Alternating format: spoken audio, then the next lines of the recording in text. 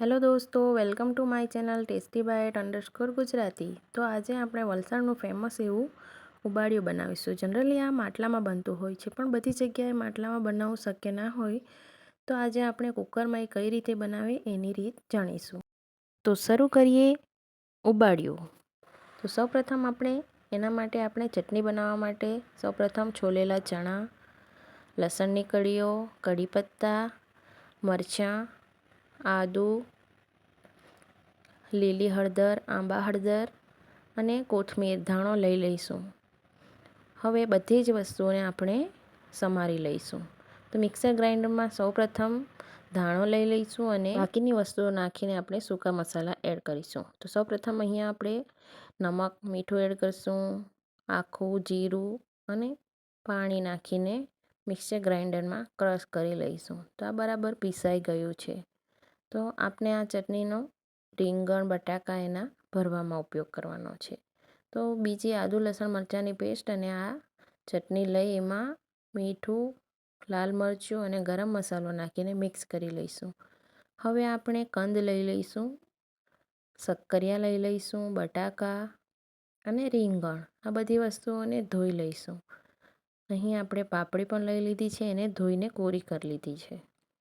તો હવે આપણે આ બધી વસ્તુને સમારી લઈશું. તો સૌપ્રથમ આ રીતે શક્કરિયાને કટ કરશું, ત્યારબાદ રીંગણને આ રીતે સમારી લઈશું અને 4 ભાગ કરી દઈશું, જેથી ચટણી ભરવામાં ઇઝી રહે. તો અંદર બરાબર ચેક કરી લઈશું, ખરાબ તો નથી ને, અને ત્યારબાદ તેમાં આપણે ચટણી ભરીને આ રીતે દબાવી દઈશું, જેથી બહાર ના નીકળે. એ જ રીતે બાકીના રીંગણ, બટાકા, કંદ બધાને આપણે આ રીતે ભરી દઈશું. મેન ઇન્ગ્રેડિયન્ટ આ આપણી ચટણી છે. એ જો આપણાથી એકદમ ટેસ્ટી બની જાય તો આપણું ઉબાડિયું એકદમ ટેસ્ટી બનશે. તો જોઈ શકો છો આ રીતે આપણે બધા વેજીટેબલ્સને ભરી લીધા છે. તો અહીં આપણી અડધી પ્રિપેરેશન થઈ ગઈ છે.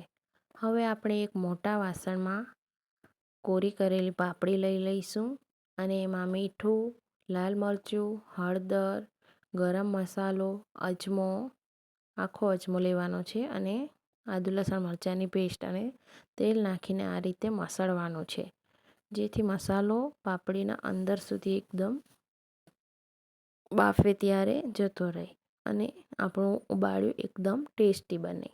એ જ રીતે આપણે થોડા શક્કરિયા અને કંદને પણ આ રીતે મિક્સ કરી લઈશું.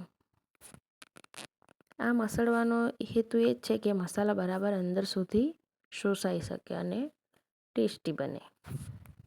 તો હવે એક કુકરમાં આપણે 2 ચમચી તેલ નાખીને આ રીતે તૈયાર કરેલું ઉબાડિયું અંદર નાખી દઈશું.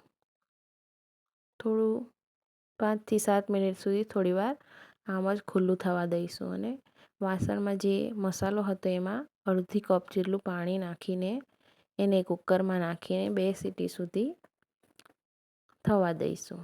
તો આપણું આ ટેસ્ટી ઉબાડિયું રેડી છે. ચટણી અને છાશ જોડે ગરમા ગરમ ખાવું